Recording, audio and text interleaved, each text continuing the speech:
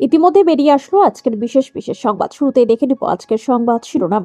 27 জনের মধ্যে ডিএ না দিলে ঠিক কি করতে চলেছেন সরকারি কর্মীরা স্পষ্ট জানালেন, কাউকে লাগবে না। শুভেন্দুর এই ফর্মুলাতেই বাজিমাত। এই অসম্ভব সম্ভব হলেই রাজ্যে এবার বিজেপি। তৃণমূলের জেলা সংগঠনে ফের রদবদল, দল বদলেই বড় দায়িত্বে শঙ্কর মালাকার।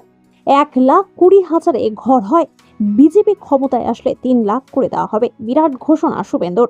আতঙ্কের কিছু নেই, প্যান্ডেমিক আর হবে না। করোনা প্রসঙ্গে নবান্ন থেকে বার্তা মমতার। এতক্ষণ দেখছিলেন সংবাদ শিরোনাম, এখন জানিয়ে দেব বিস্তারিত সংবাদ। বকেয়া ডিএ মামলায় ধাক্কা খেয়েছে রাজ্য। পঞ্চম বেতন কমিশন অনুযায়ী কর্মীদের বকেয়া মহার্ঘ ভাতার 25% দিতে মমতা সরকারকে সুপ্রিম কোর্টের এই নির্দেশে কিছুটা স্বস্তি পেয়েছেন রাজ্য সরকারি কর্মীরা। সূত্রের খবর, ইতিমধ্যে বকেয়ার অংশ মেটাতে তোড়জোড় শুরু করে দিয়েছে রাজ্য সরকার। যদিও এই নিয়ে সরকারি তরফে কোনো আপডেট মেলেনি। মুখ্যমন্ত্রী মমতা বন্দ্যোপাধ্যায়ও জানিয়েছেন, বিচারাধীন বিষয় নিয়ে তিনি কোনো মন্তব্য করবেন না। প্রসঙ্গত, রাজ্য সরকারি কর্মীদের মহার্ঘ ভাতার 25% মিটিয়ে দিতে রাজ্য সরকারকে 6 সপ্তাহ সময় দিয়েছে সুপ্রিম কোর্ট। তবে সেই সময়ের বেশিরভাগটাই অতিক্রান্ত হয়েছে। সূত্রের খবর, সুপ্রিম কোর্টের অন্তর্বর্তী নির্দেশের পরও যদি সঠিক সময়ে বকেয়া না মেটানো হয়, তাহলে বড়সড় পদক্ষেপ করবেন সরকারি কর্মচারীরা। সংগ্রামী যৌথ মঞ্চ ইতিমধ্যে হুঁশিয়ারি দিয়েছে, আদালতের নির্দেশ মতো নির্দিষ্ট সময়ের মধ্যে বকেয়া না মেটানো তারা ফের বৃহত্তর আন্দোলনের পথে হাঁটবেন। নবান্ন অভিযানের ডাক দেবেন তারা। আদালতের বেঁধে দেওয়া সময়সীমা পর্যন্ত অপেক্ষা করবেন বলে জানিয়েছে সংগ্রামী যৌথ মঞ্চ।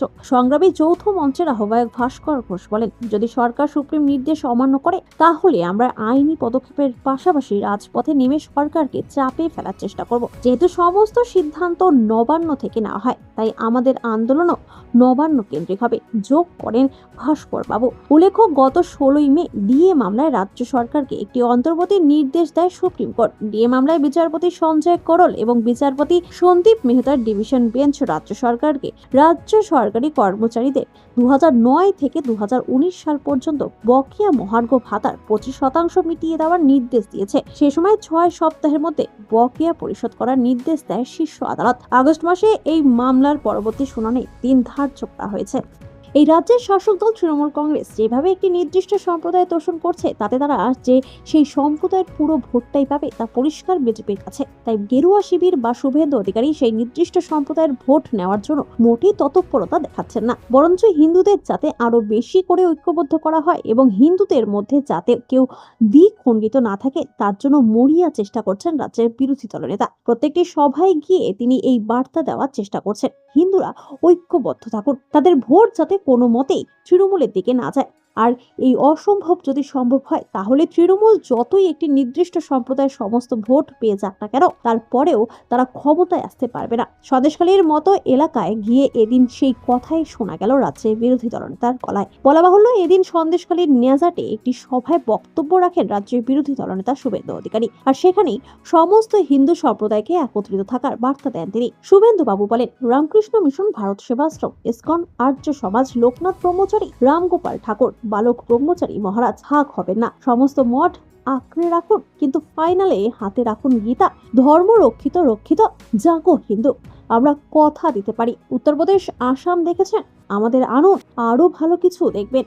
আর শুভেন্দু বাবুর এই বক্তব্যের পরে মনে করা হচ্ছে যে তিনি সঠিক কৌশল প্রয়োগ করছেন। যে নির্দিষ্ট সম্প্রদায়ের ভোট নিয়ে তৃণমূল এত মাতামাতি করে, তাদের দিকে মাথা না লিখে বরঞ্চ যে হিন্দু সম্প্রদায়ের জন্য তারা লড়াই করছেন, সেই হিন্দু সম্প্রদায়ের সমস্ত ভোট যাতে তাদের দিকে আসে, সেদিকেই বেশি মনোযোগ দেওয়া উচিত গেরুয়া শিবিরের। আর ঠিক সেই কৌশলই প্রয়োগ করতে শুরু করেছেন রাজ্যের বিরোধী দলনেতা। গেরুয়া শিবিরের ঘনিষ্ঠ মহলের দাবি, এই রাজ্যে হিন্দুরা মোটেই সুরক্ষিত নয়। এবারও যদি তৃণমূল সরকার ক্ষমতায় আসে, তাহলে হিন্দুরা টিকে থাকতে পারবে কিনা, সেটাই একটা লাখ টাকার প্রশ্ন। ইতিমধ্যেই পার্শ্ববর্তী বাংলাদেশ হিন্দুদের কি করুণ পরিণতি তা দেখতে পাচ্ছেন এপারের সনাতনীরা। তাই নিজেদের ধর্ম রক্ষা করার জন্য নিজেদেরকে এগিয়ে আসতে হবে। নিজেদের ভবিষ্যতের কথা মাথায় রেখে একবার যারা ওপার বাংলায় ছেড়ে এক কাপড়ে এপার বাংলায় এসেছেন, তারা এপার বাংলা থেকে যদি আবার পালাতে হয়, তাহলে কোথায় যাবেন, এই বিষয়টা ভাবার চেষ্টা করুন। তাই সময় থাকতে নিজেরা ঐক্যবদ্ধ হয়ে তৃণমূলকে বিদায়ের শপথ নিন বলেই আহ্বান জানাচ্ছে পদ্ম শিবির। যদিও বা বিজেপির এই সমস্ত বক্তব্যকে গুরুত্ব দিতে নারাজ রাজ্যের শাসক দল। তৃণমূলের ঘনিষ্ঠ মহলের দাবি, নতুন নতুন হিন্দু হয়েছেন রাজ্যের বিরোধী দলনেতা শুভেন্দু অধিকারী। তিনি এই সমস্ত কথা বলে ময়দানে টিকিয়ে থাকার চেষ্টা করছেন। মমতা বন্দ্যোপাধ্যায় সর্বধর্ম সমন্বয়ের বার্তা দিয়ে আসেন, এই রাজ্যের সকল ধর্মের মানুষ উন্নয়নের মধ্যে দিয়ে সুরক্ষিত। সেখানে ধর্মীয় সুরসুরি দিয়ে বিভেদের রাজনীতি করতে চাইছে বিজেপি। আগামী দিনে তাদের এই পরিকল্পনা ভেস্তে দিয়ে আবারও রাজ্যের সাধারণ মানুষ তৃণমূলকে ক্ষমতায় আনবে বলে দাবি ঘাসফুল শিবিরের।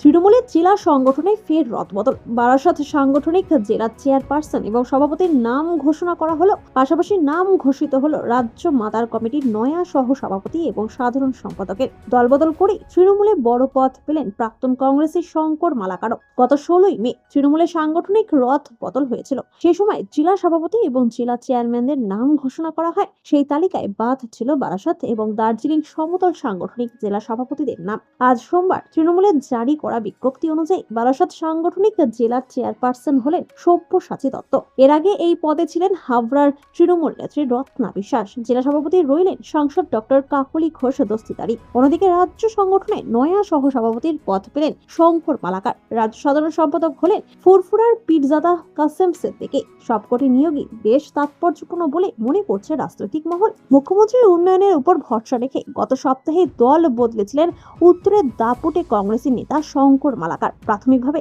মনে করা হয়েছিল দার্জিলিং তৃণমূলের জেলা সভাপতির দায়িত্ব পাবেন তিনি, কিন্তু আশা পূর্ণ হলো না। বরং রাজ্য সংগঠনের সহ সভাপতির দায়িত্ব পেলেন তিনি। এদিকে রাজ্য সাধারণ সম্পাদকের দায়িত্ব পেলেন নওসাদ সিদ্দিকীর তুতো ভাই কাসেম। ইফতারের মঞ্চে মুখ্যমন্ত্রীর পাশে দেখা গিয়েছিল তাকে। তারপর থেকেই বাড়ছিল জল্পনা। এবার ফুরফুরা শরীফের পীরজাদাকে দলীয় পথ দিয়ে সেই জল্পনায় শিলমোহর দিল ঘাসফুল শিবির। প্রসঙ্গত কিছুদিন আগে তৃণমূলের দুই জেলা সংগঠনের রদবদল ঘটেছিল তৃণমূল নেতৃত্ব। এর মধ্যে ছিল উত্তর কলকাতা ও বীরভূম। বীরভূমের সংগঠন চালানোর ভার সম্পূর্ণভাবে দেওয়া হয়েছে কোর কমিটিকে।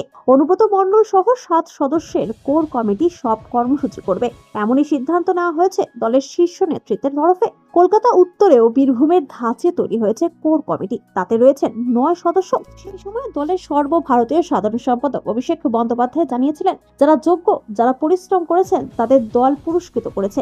এমনটা হয়েছে যে কেউ প্রচুর পরিশ্রম করেছেন, অথচ সেই জায়গায় আমরা হেরে গিয়েছি, কিন্তু তাদের পরিশ্রমের তো বিকল্প হয় না। তাই দল সেসব ব্যক্তিদের পুরস্কৃত করার যথাসাধ্য চেষ্টা করেছে। কাউকে জেলা স্তর থেকে রাজ্য স্তরে আনা হয়েছে, কাউকে নতুন পথে আনা হয়েছে। এই রথ বদল কি পারফরমেন্সের পুরস্কার? উত্তর অজানা।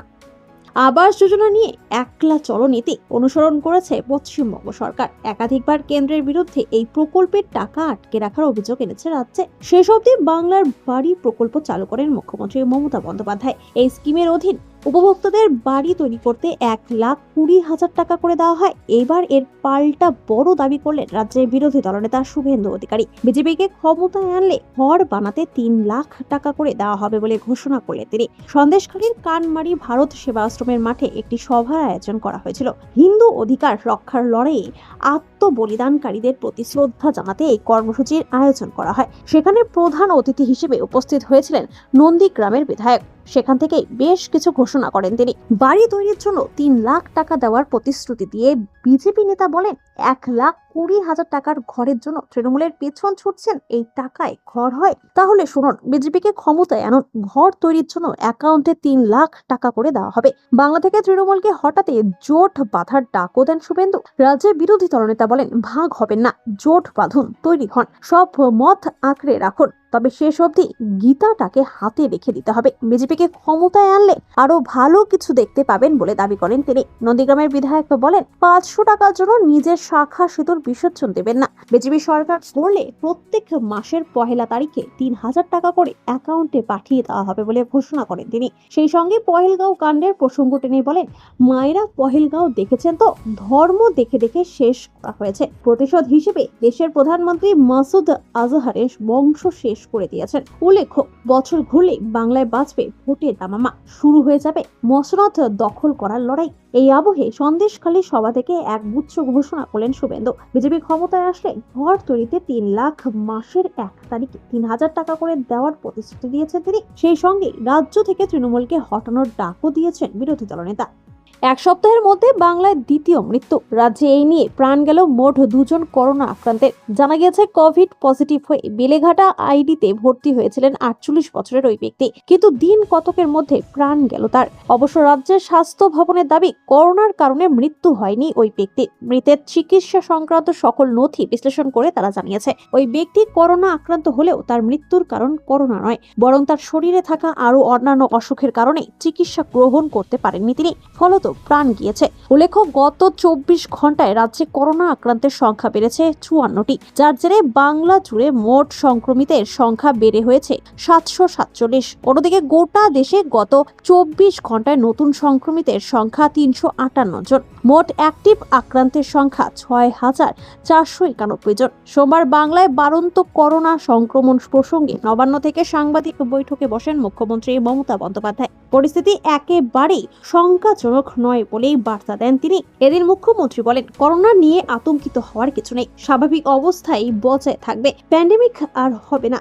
তবে আগাম সতর্ক থাকাও ভালো। তার সংযোজন সরকারি হাসপাতাল রয়েছে, সমস্ত ব্যবস্থা রয়েছে প্রয়োজনে চিকিৎসা করার। পরিস্থিতি মোকাবিলায় সরকারি ব্যবস্থা সম্পূর্ণভাবে তৈরি। এক সপ্তাহের মধ্যে বাংলায় দ্বিতীয় মৃত্যু। রাজ্যে এই নিয়ে প্রাণ গেল মোট 2 জন করোনা আক্রান্তের। জানা গিয়েছে, কোভিড পজিটিভ হয়ে বেলেঘাটা আইডিতে ভর্তি হয়েছিলেন 48 বছরের ওই ব্যক্তি, কিন্তু দিন কতকের মধ্যে প্রাণ গেল তার। অবশ্য রাজ্যের স্বাস্থ্য ভবনের দাবি, করোনার কারণে মৃত্যু হয়নি ওই ব্যক্তির। মৃতের চিকিৎসা সংক্রান্ত সকল নথি বিশ্লেষণ করে তারা জানিয়েছে, ওই ব্যক্তি করোনা আক্রান্ত হলেও তার মৃত্যুর কারণ করোনা নয়, বরং তার শরীরে থাকা আরো অন্যান্য অসুখের কারণে চিকিৎসা গ্রহণ করতে পারেননি তিনি, ফলত প্রাণ গিয়েছে।